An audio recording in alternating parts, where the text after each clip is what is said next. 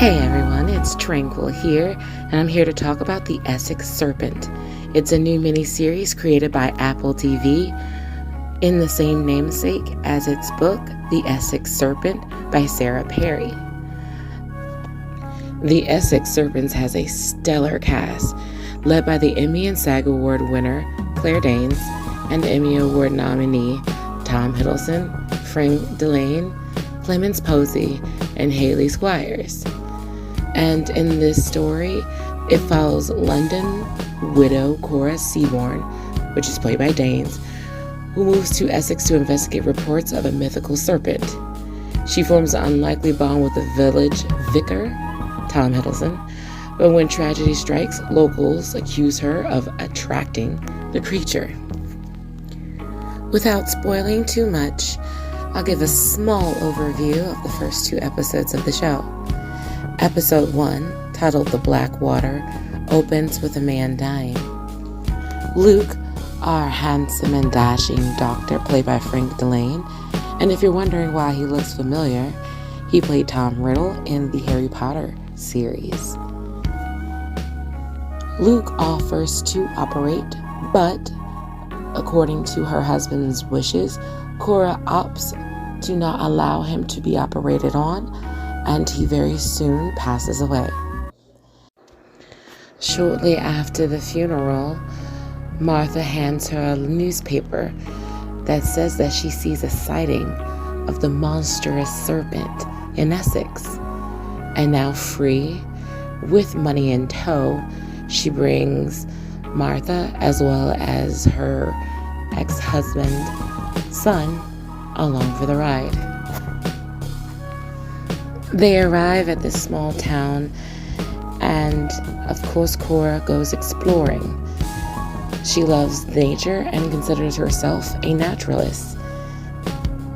While she explores, she ends up running into Tom Hiddleston's character, the vicar of the small Essex town.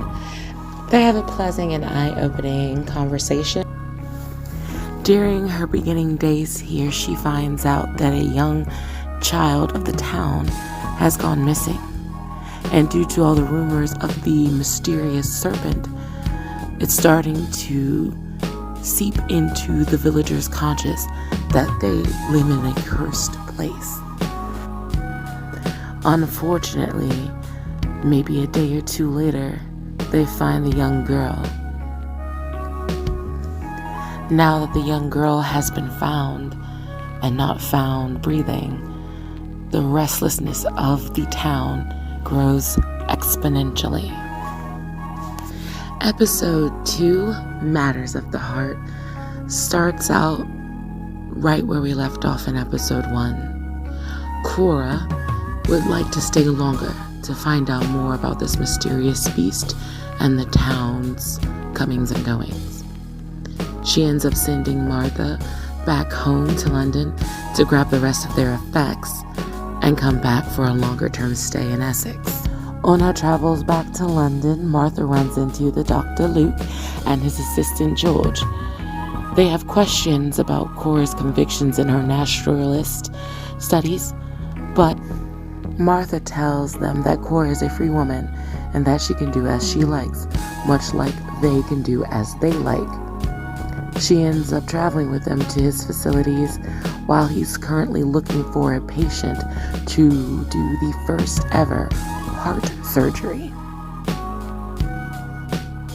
A young patient is found, and Martha is there to witness the first ever heart surgery that was a success. And this invigorates Martha to ask them for further help to change the world. Martha is truly the new idea of feminist in this show. Martha deduced that George, Luke's assistant, was the man with the sweeter heart, and asked him to follow her to show the conditions of the man that he just saved and what they could do about it in the future. While back in Essex, Cora is doing her best to try to figure out what is going on in that town. Will is having a difficult time convincing his constituents and himself that the serpent is not real. That is just misfortune that came upon the girl, and that all of the fear is just wild imagination. Both Will and Cora talk, and they happen to see a beautiful red-sailed ship in the water, in the marshes. And from there, they go into work, studying and researching and seeing what Essex really is about. Cora gives it one more try in the school system with the kids to explain fossils and extinct creatures and things of science, because that is her field of naturalism. This goes about as well as you expect. Pretty poor is what I mean. The kids feed into the hysteria that's going on in the town and is blaming other children for the death of the townsgirl. The episode ends with the kids in a frenzy and no one's knowing what to do. All in all, I found this series to be very intriguing. It's always wonderful to see Tom Hiddleston in a role, especially one so different from his superhero roles we're so used to. I believe that the series is filmed really well. Lots of close-up shots and color grading to have the show have a very specific feel. I can't wait to get more episodes. More will be dropping after May 13th when this show premieres its first 2 episodes on Apple TV. Can't wait to see you then. Bye.